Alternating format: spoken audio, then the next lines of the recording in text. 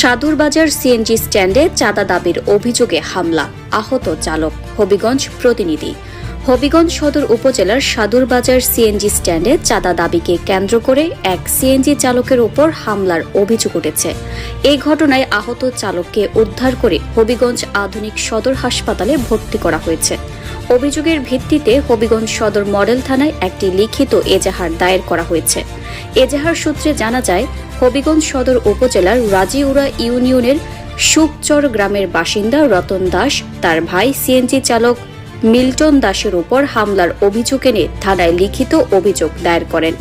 অভিযোগে উল্লেখ করা হয়, গত 23 জুন 2026 মঙ্গলবার সকাল আনুমানিক 11টার দিকে সাদুরবাজার সিএনজি স্ট্যান্ডে এই ঘটনা ঘটে। প্রতিদিনের ন্যায় মিল্টন দাস তার সিএনজি নিয়ে স্ট্যান্ডে গেলে অভিযুক্ত মাসুক মিয়া তার কাছে 10,000 টাকা চাঁদা দাবি করেন।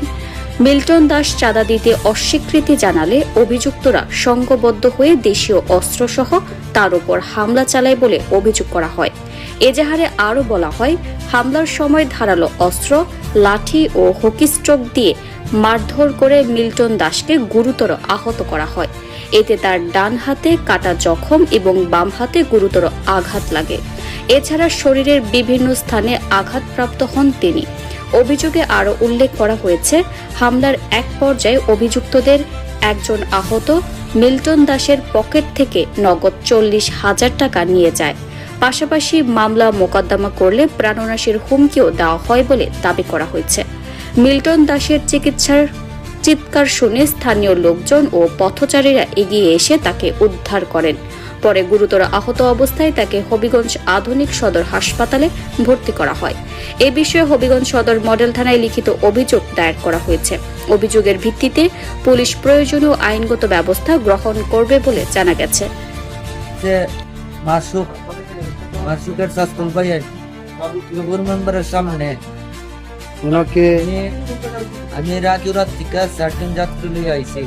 তারাও আছেন, টাকাও নাই। আর আমার রামদা দেয়া কোনো কুপাইছে, ইয়া তো কুপ দিছে, ইয়াটা বাংছে। মাসুকের শাস্ত্রল ভাই মতল ভাই এরাও আছে। আচ্ছা, ঠিক আছে। রাজনীতি, অর্থনীতি, সংস্কৃতি, আন্তর্জাতিক বিনোদন, খেলাধুলা, টকশো সহ দেশ বিদেশের সব খবর তুলে ধরতে এক ঝাঁক মেধাবী সাংবাদিকদের নিয়ে অনলাইন ও ডিজিটাল প্ল্যাটফর্মে আমাদের ফেসবুক পেজটি ফলো দিয়ে ও ইউটিউব চ্যানেলটি সাবস্ক্রাইব করে সাথে থাকুন।